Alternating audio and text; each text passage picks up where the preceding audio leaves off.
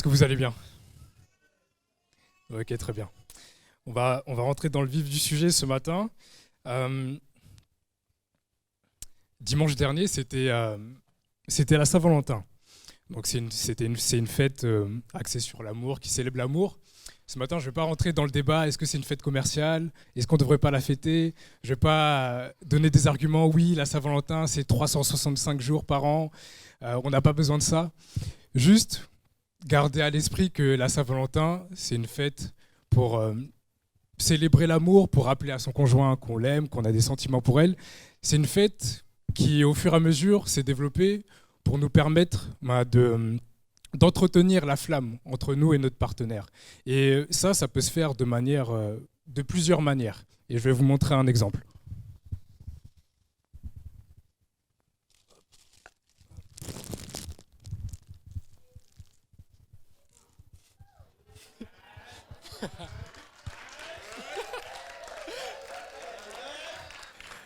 À toi, Marie-Jo, ma femme, la mère de mes enfants, je t'aime. Vous voyez? C'est du m'as-tu vu, hein. C'est Oui, un frimeur, ce mot.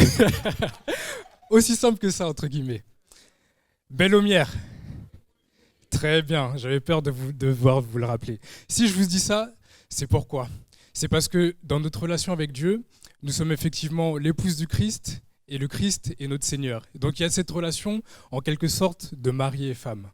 Et pareil, dans une relation, il faut que l'amour soit entretenu, il faut que la flamme soit entretenue sous peine que ces sentiments se dissipent petit à petit. Et le thème de mon message, de mon court message de ce matin, c'est ranime la flamme entre toi et ton Dieu. Rallume cette flamme. Et pour continuer dans cette exhortation, je vous invite à lire avec moi Apocalypse 2, du verset 1 à 5. Alors c'est Jésus qui s'adresse à l'église d'Éphèse par l'intermédiaire de Jean. Et voici les mots. Moi, je vais vous la dire en version Summer. À l'ange de l'église d'Éphèse, écrit, voici ce que dit celui qui tient les 7 étoiles dans sa main droite et qui marche au milieu des 7 chandeliers d'or. Je connais ta conduite, la peine que tu prends et ta persévérance. Je sais que tu ne peux pas supporter les méchants. Tu as mis à l'épreuve ceux qui se présentaient apôtres et qui ne le sont pas. Tu as décelé qu'ils mentaient. Tu as de la persévérance. Tu as souffert à cause de moi et tu ne t'es pas lassé. J'ai cependant une reproche à te faire. Tu as abandonné l'amour que tu avais au début. Allons, rappelle-toi d'où tu es tombé. Change et reviens à ta conduite première. Sinon, je viendrai à toi et j'ôterai ton chandelier de sa place si tu ne changes pas. Et j'aimerais qu'on se focalise particulièrement sur le verset 4 qui dit, dans la version Nouvelle Édition Genève, second, qui dit « J'ai cependant une reproche à te faire, tu as abandonné ton premier amour. » Et c'est de ça que je veux vous parler. Ce passage-là, je l'ai lu un petit peu comme un bulletin de classe. À l'époque où on était à l'école, voilà, il y a les conseils trimestriels, il y a les profs qui passent, qui déroulent un petit peu chacune de tes notes, les appréciations. Et le bulletin de l'église d'Éphèse, il commence bien. Il dit, voilà, tu as été persévérante, tu as tenu ferme, tu as subi des épreuves, mais tu as tenu bon. Tu as même l'esprit de discernement, tu as décelé les faux apôtres qui répandaient des fausses vérités. Mais à la fin, il y a un mais. Et moi, personnellement, quand on me dit des compliments, quand on me dit des belles choses, si après on me dit un mais, j'oublie tout ce qu'on me dit avant. Je me concentre juste sur la chose négative qu'on me dit. Et Jésus, il dit, tu as abandonné ton premier amour. Et en parlant bulletin, je dirais qu'en gros, l'église d'Éphèse, elle a eu des 20 sur 20 dans toutes les matières, sauf dans la matière principale, où pas de chance, c'est le coefficient le plus fort. Le premier amour. Et je me suis dit, en lisant ce passage, Jésus, quand même, tu as été dur, tu as été sévère avec cette église. Regarde tout ce que tu dis. Voilà, c'est une église qui est relativement sérieuse, qui a fait du bon travail. Pourquoi tu es aussi sévère avec eux? Et c'est ce qu'on va voir. On va voir pourquoi Jésus attache autant d'importance à l'amour qu'on doit lui porter. Et le verdict tombe au verset 5. Il dit « Souviens-toi donc d'où tu es tombé, repens-toi et pratique les premières œuvres, sinon je viendrai à toi et j'ôterai le chandelier de sa place. Déjà, premièrement, qu'est-ce que veut dire Jésus par abandonner ton premier amour? Je pense que tout simplement, c'est abandonner cette ferveur, cette dynamique que l'Église avait au tout début, quand elle s'est formée, quand elle a commencé à connaître Dieu réellement, quand elle a commencé à le servir, quand elle a commencé à être force de témoignage. C'est ce zèle, toute cette ferveur-là. Et je bénis le Seigneur parce que, d'une certaine manière, Dieu a déjà introduit mon message ce matin. Voilà, il était parlé de Matthieu 6,33, cherchez premièrement le royaume de Dieu et sa justice, et toutes choses vous seront données en plus. Mettre Dieu à la première place, et ça rejoint exactement ça. Et Dieu, dans son amour, Jésus, dans son amour à l'église d'Éphèse, laisse quand même une porte de sortie. Il dit, voilà, si vous changez de trajectoire, les choses ne sont pas finies. Donc le verdict n'est pas définitif. Et pour comprendre un petit peu pourquoi Jésus est aussi catégorique avec eux, il faut se pencher dans l'historique, la création, la genèse de l'église d'Éphèse. Et ça, on peut le voir à la fois dans Actes 19-20, que je vous invite à lire, Actes chapitre 19 et chapitre 20, et une lettre, la lettre aux Éphésiens que Paul envoie aux Éphésiens, particulièrement dans Éphésiens 1, versets 15 et 16, où vraiment il les félicite. Je vais vous le lire. Pour toutes ces raisons, moi aussi, après avoir entendu parler de votre foi au Seigneur Jésus et de votre amour pour tous ceux qui appartiennent à Dieu, je ne cesse de dire ma reconnaissance à Dieu à votre sujet quand je fais mention de vous dans mes prières. Donc, on est à la jeunesse de l'Église, et pour vous retracer très rapidement comment s'est créée l'Église, ça a commencé très brièvement dans Acte 18, où Paul fait un premier voyage en compagnie de Priscille et Aquilas, il les laisse là-bas, et ensuite un juif qui vient, qui annonce la parole de Dieu, qui s'appelle Apollos, qui l'annonce avec force. Priscille et Aquilas l'enseignent, la voient, le corrigent. Paul revient dans Acte 19, il enseigne dans une synagogue, il est chassé, du coup il crée une école biblique où ils avaient cours 7 jours sur 7. Donc pour vous dire que les chrétiens là-bas, les premiers chrétiens qui étaient là-bas, ils étaient vraiment calés au niveau de la parole de Dieu. Vous imaginez, cours biblique tous les jours, du lundi au dimanche. En plus avec l'apôtre Paul comme professeur. Donc ces personnes-là, on ne pouvait pas leur baratiner, leur raconter n'importe quoi. Et puis dans ce chapitre, il est également détaillé tous les miracles, toutes les guérisons qui s'y passent. Il est même dit que tellement l'onction de Paul était forte, tellement la puissance était forte, il suffisait que toutes les personnes qui voulaient être guéries, qui voulaient être délivrées, touchent ce que Paul avait touché, un tissu, un vêtement que Paul avait touché, et elles étaient guéries. Vous imaginez? On a des cas de maladie parmi nous. Je vais prendre un exemple, je vais m'utiliser moi, mais ça peut être quelqu'un d'autre. Je laisse ma Bible ici, je laisse mon papier, il y a quelqu'un qui est malade, il suffit qu'elle touche la Bible et cette personne-là, elle est guérie. Et c'était exactement ce qui se passait à cette époque-là. Et il est dit encore qu'à cause de l'église d'Éphèse, tous ceux qui habitaient l'Asie, c'est même pas les contrées aux alentours, les villes aux alentours, mais tous ceux qui habitaient l'Asie entendirent parler de Dieu. Si on se place dans le contexte d'aujourd'hui, imaginez que l'église de la Belle-Lumière est tellement forte et tellement onctueuse que c'est même pas tous ceux qui habitaient Cergy, le Val d'Oise, le 95, l'Île-de-France, mais c'est tous ceux qui habitaient l'Europe entendirent parler de l'amour de Dieu. Pour vous dire à quel point cette église avait un très fort impact. Et c'est une église qui a été un catalyseur dans l'annonce de Dieu dans toute cette région-là. On sait ensuite que Timothée a été établi pasteur là-bas. Timothée était un grand enseignant. Et pour zoomer un petit peu plus d'une manière générale, pas seulement sur l'église d'Éphèse, mais sur la ville d'Éphèse, c'était une ville stratégique. En gros, c'était une ville qui était à la fois très bien accessible par la terre, mais par la mer. Donc toutes les routes principales de commerce passaient par cette ville. Le terrain était propice pour la culture, donc au niveau commercial, ça se développait bien, au niveau politique, ça se développait bien, et au niveau religieux aussi. Il y avait un bon climat, une terre fertile, toutes les conditions étaient réunies. Et le bien-être à Éphèse était tel que son surnom était la lumière d'Asie. Et il y avait aussi au niveau spirituel des résistances, puisqu'il est dit que il y avait de la magie qui s'exerçait là-bas, il y avait une forte présence religieuse du fait de la déesse de la ville qui s'appelait Artémis. Et donc À cause de ça, Paul a déjà eu des démêlés et a provoqué une émeute. Donc voilà le contexte dans lequel cette église est née. Donc, qu'est-ce qui s'est passé pour qu'on arrive d'une église pleine de ferveur, plein de zèle, à un constat que Jésus lance qui est implacable, qui est que l'amour pour lui s'est refroidi.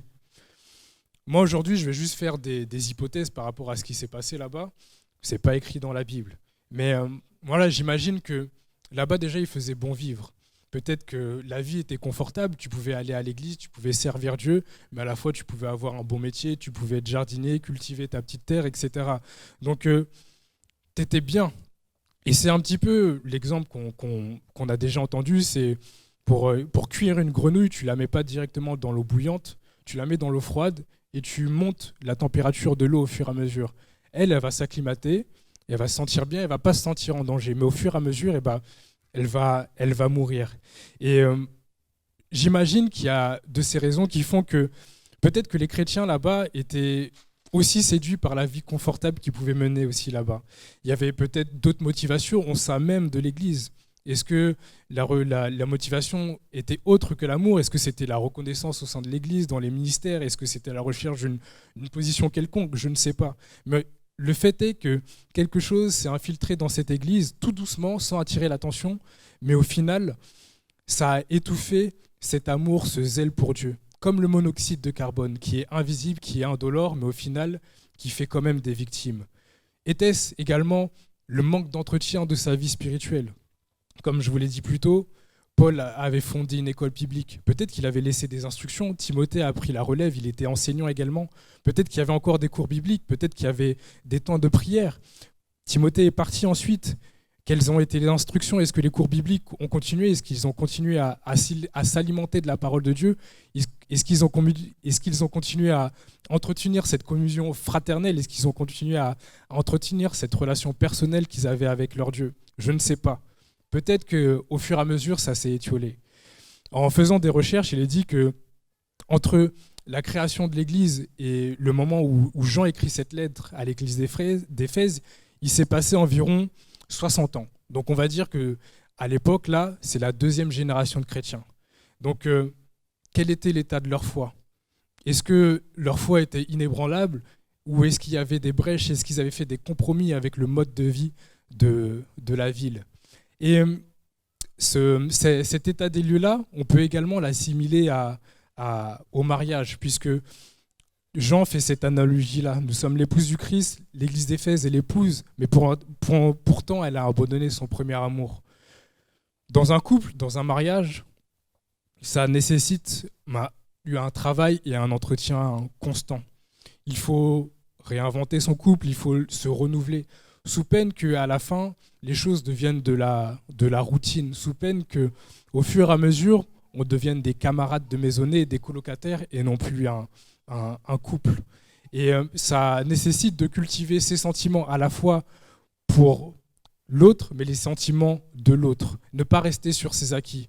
Et moi, je vous le dis je vous le dis pas en tant que néo-marié, parce que bientôt ça va faire 8 ans, je ne suis pas non plus un vieux de la vieille, mais je sais que pour ma part, j'ai des fois été repris par rapport à ça. Ne pas tomber dans la routine, ne pas rester sur ses acquis. Ok, c'est bien, ma femme m'aime, mais qu'est-ce que je fais jour après jour pour entretenir ce sentiment? Est-ce que je mets des choses en place? Est-ce que je lui dis que je l'aime? Et ce sont ces choses-là qui permettent au couple de durer. Donc, c'est un petit conseil du haut de mes petits, bientôt 8 ans, que je me permets de donner aux jeunes couples qui se sont mariés cette année et l'année dernière. Entretenez l'amour mutuel que vous avez entre vous. Donc, voilà l'état des lieux. Et la conséquence, c'est que Jésus le dit à la fin du passage. Il dit que si ça continue comme ça, il enlèvera le chandelier de sa place. Le chandelier, qu'est-ce que ça représente? On voit la première mention du chandelier dans Exode 25 où Dieu donne les directives à Moïse pour construire le tabernacle et le lieu saint, le 3 fois saint. Et le chandelier, il symbolise la présence du peuple de Dieu dans la présence de Dieu.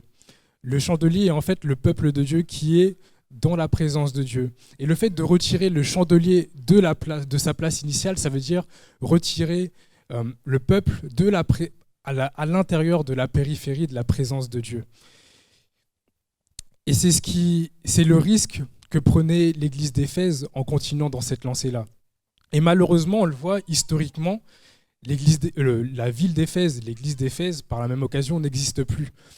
Elle était dans aujourd'hui la Turquie actuelle, et on voit qu'aujourd'hui, de cette ville-là, il ne reste que des ruines. La preuve qu'ils n'ont pas tenu compte des avertissements qui leur ont été donnés. Et aujourd'hui, mon message s'arrête là. Aujourd'hui, nous sommes l'épouse du Christ, et ce message nous concerne. Quel est l'état de ma relation avec Dieu ? En termes de conclusion, je ne vais pas faire comme à mon habitude, où je peux déjà donner de manière non exhaustive des pistes d'amélioration, comment entretenir la flamme, comment rallumer la flamme. Là, il s'agit d'une relation personnelle entre notre Dieu et nous. Faire un état des lieux. Comment est ma relation ? Est-ce que je suis froid ? Est-ce que je suis chaud ? Est-ce que je suis tiède avec mon Dieu ? Comment se passent mes temps avec lui ? Qu'en est-il au niveau de mon zèle pour Dieu ? Qu'en est-il au niveau de mon service ? Dieu ne demande pas des activistes, mais il demande des gens qui l'aiment et qui font ce qu'il demande de faire. Ça s'arrête là. Et j'aimerais qu'on puisse rentrer en nous-mêmes et faire ce constat. Et d'ailleurs, le verset 5 donne lui-même la marche à suivre. Il dit « Allons, rappelle-toi d'où tu es tombé, change, dans une autre version, repens-toi et reviens à ta conduite première. » Regarde ton état. Si tu constates que par rapport à ton état initial, par rapport au temps où tu as accepté Dieu, il y a une régression, reconnais-le, demande pardon à ton Dieu. Et reviens à cet amour brûlant, à cet amour ardent que tu avais pour lui au début. Et je vais faire un appel. Si vous vous sentez concerné, si vous sentez que par rapport à votre relation avec Dieu, vous êtes froid, vous êtes tiède, vous êtes refroidi, levez-vous à votre place et nous allons prier ensemble. Si vous sentez que dans votre relation avec Dieu, ça va bien, remerciez-le dans votre cœur. Dites-lui, Seigneur, je te remercie de la grâce que tu me fais de toujours être chaud pour toi. Et je te demande, dans ta force, dans ton amour, de continuer à entretenir cet amour, cette flamme que j'ai pour toi. C'est entre vous et Dieu. Si certaines personnes parmi vous se sentent concernées, levez-vous et nous allons prier ensemble. Nous allons chanter ce chant qui dit au Seigneur de ranimer la flamme qu'il a mis en nous, afin qu'il puisse continuer à nous utiliser.